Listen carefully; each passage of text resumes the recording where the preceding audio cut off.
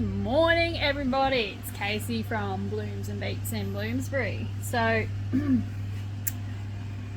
I just realised I'm doing my chicken feeding, topping up rounds this morning, like I do every morning, and I was like, I wonder what people are doing with their feed with their chickens, because everybody does it differently, uses different grain, different feed, different styles, whatever. And I was like, maybe I should do a video on how I am, or what I'm feeding my chooks, and what I'm doing to try and look after them, improve their health, you know, all that sort of stuff. Because at the end of the day, chickens do get sick.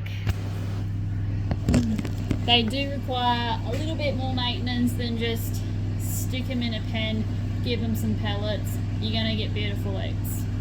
Anybody that is really getting into chickens know it's not quite how it works. And yeah, rude shock when I started really getting into chooks and went, oh, they get sick and they need medication and pooey bums and blah blah blah. And because I have such a big flock, the food bill is quite high, so they need to lay eggs to pay for their rent, which is just covering their feed, really. So what I do to try and stretch that, and also this will be a controversial conversation. People will jump on and go, buck, that's not right, you shouldn't do that. Cool story, don't care, works for me.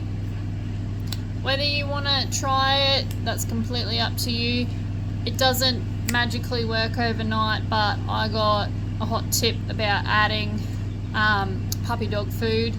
Not like giving them all puppy dog food, just like, you know, a little bit, a cup into the bucket, mix it in, because it's higher in protein and fats and all that good stuff. So helps them through their molting and, you know, buff them up and make them big and strong. So I run 3 different mixes, and it's all just the stuff from the CRT down the road. It's too expensive to buy it in myself with freight. So I've just got normal, what do we got?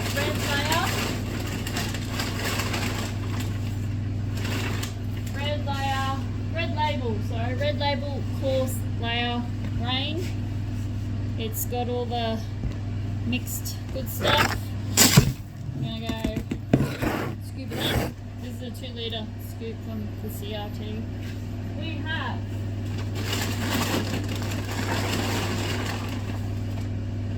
Red Label layer pellets, which is probably what most people use because it is the cheapest.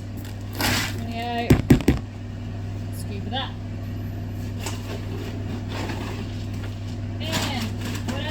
Dog food they had down there, Dog Pro Plus. It's got 29% protein, 13% fat, egg enriched, premium source of protein and calcium. Scoop of that. Now, let's see, 10-litre bucket. Yeah, so there's about 5 litres of food in there, because I've got girls coming on the lay, their appetite has picked up. I've moved more into the paddock because they have started laying. So this was doing them for a day and a half. There's about 40 chooks in the paddock. So people are probably going, hey, this is where it gets good. I'm just going to top it up because they're eating more because there's more chooks in there. So just chop it up, a little bit more pellets. Now,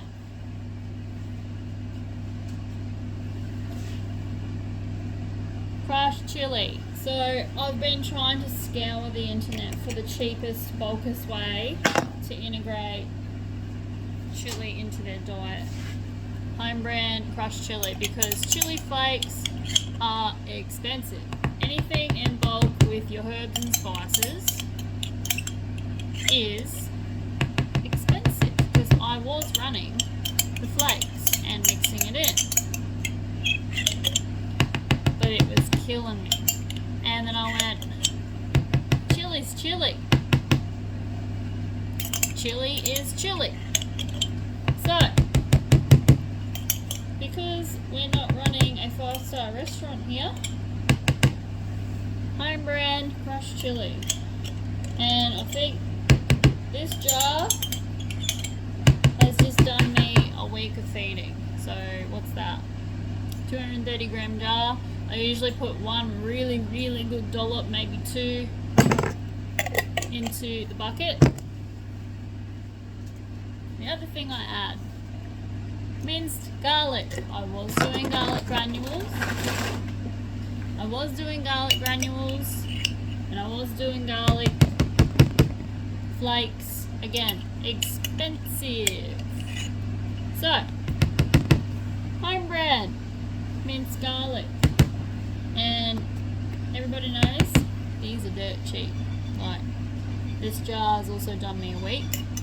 And I usually go, too good. I don't know if it's right. I'm guessing it could be too much, could be not enough. But I'm guessing. So, garlic and chili, why are they going in there? Because chickens don't have the pain receptors that we do for spicy hot foods. So they cannot taste the heat. It doesn't register. Secondly, it is really good for their immune system and their gut health with parasites. It's a natural pest deterrent, like an internal pest deterrent basically. So it's helping their immune system in their insides to strengthen for internal parasites and worms and all that fun stuff. So that works really well. Same with the garlic, same concept. So like we take garlic tablets for our health, same thing for chickens, and they absolutely love it. I do this every day into their feed now and they go absolutely batshit for it. The other thing I do, actually I'll do this last. So I'll take you with me. We're now going to do this really cool thing called fermenting. Manual on. So, what are we doing? We're adding water to this bucket of deliciousness for the chickens. Why are we doing this? Because fermenting feed, it softens all of these. Oh, there was a froggy. Come on, mate, get out. You don't want to get eaten by the chicks. So I usually go probably about 1.5 inches, 2 inches over the top of the feed line.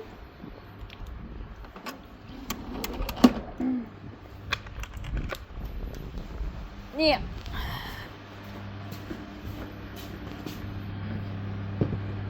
So what we're doing is we're fermenting the feed. So it's going to soften it and it's going to turn it into basically like baby food. So it's easier for them to digest and eat, and they absolutely go batshit crazy for it. Love it. Absolutely love it. And this also allows you to add in all those powders and liquids and stuff, and the food, the grain, everything absorbs what you're putting into that. So essentially all of that is going to absorb that water and become like a porridge. So you don't want it waterlogged and sloppy when you tip it out. It needs to be like porridge, pretty much. So from what I've seen, people do it for 3 days. I, 1, don't have time, patience, 2, couldn't be bothered. So I just do it for 24 hours overnight.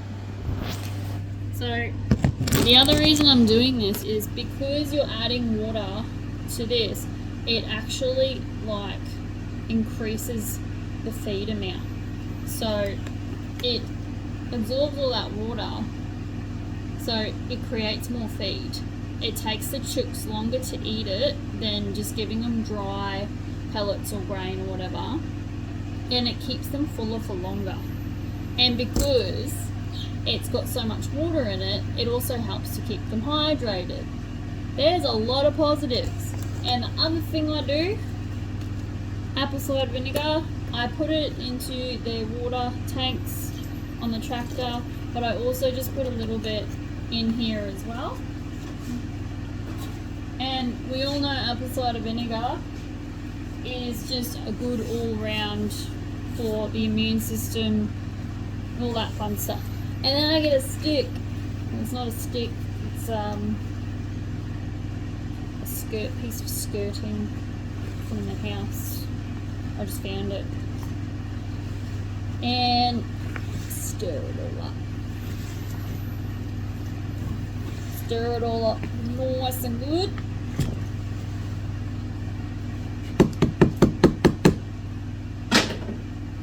So, see how it's already actually going mushy, and that water has already, like that feed level has come up. It's already absorbed so much of that water. So we've got the chili and garlic and all that good stuff, and it's already going frothy. And what do? Put the lid on loosely, not tightly, just loosely, like that, so that it can still breathe but keep all the yuckies out. You want to store this in a cool, dry place out of the sun, and well, I leave it here for 24 hours and it's pretty good to go because we're not really cold here. Climate, it accelerates that process as well. But some people run 3 separate buckets and do the 3-day thing. So they'll rotate the buckets out by day 3. They'll use that to feed their chooks, and then they'll start a new bucket of fermenting, and then just keep that process of the 3 buckets for the 3 days, rotating it through. So that is how I am doing the bulk feed to lower the cost, because let's be honest, when you're feeding that many mouths, it gets expensive. So I did some research, and fermenting feed is a huge thing and it's highly recommended, and I just add my little bits in there. You don't have to, but from the research I've done, it's really good for their immune system, it's really good for their health, and it's just an all-round, they're good things to, good ingredients to add in. So if this helps, I'm glad it does. And if you want to give it a go, like, my chickens haven't died, they're not sick, they're happy, and they go batshit when they see me walk in with that bucket because they know what's in it. So it's not like you're gonna kill your chooks, just maybe don't OD on what you're adding in, obviously. But yeah, and the dog food was a really cool little trick, and probably controversial, and if you're going to squawk at me about it and tell me don't do that, that's wrong, it's horrible, it's toxic, I don't care. My chooks love it, they're healthy, they're happy, they're laying, they're doing great. So cool, that's cool, we're all entitled to our opinion. But yeah, if you want to give it a go, I do recommend it, and you can actually apply the same concept with your baby chicks as well, with the crumble. And obviously don't go putting huge spoonfuls of garlic and chili and all that stuff into their feed straight away. Let them get used to the process. But yeah, so hopefully this has helped or opened eyes or doors for people that are like, oh my god, these chooks are eating so much, or I just want to try and reduce the bill, look at alternative ways, how can I naturally help their health and immune system. So there's a couple of things, there's so many things you can add in. If you want to go down that rabbit hole, there's just so many things that you can add in, like pawpaw, anything to do with pawpaw trees, their leaves, that's a really, really good natural remedial. It's still early. I've only had 2 coffees.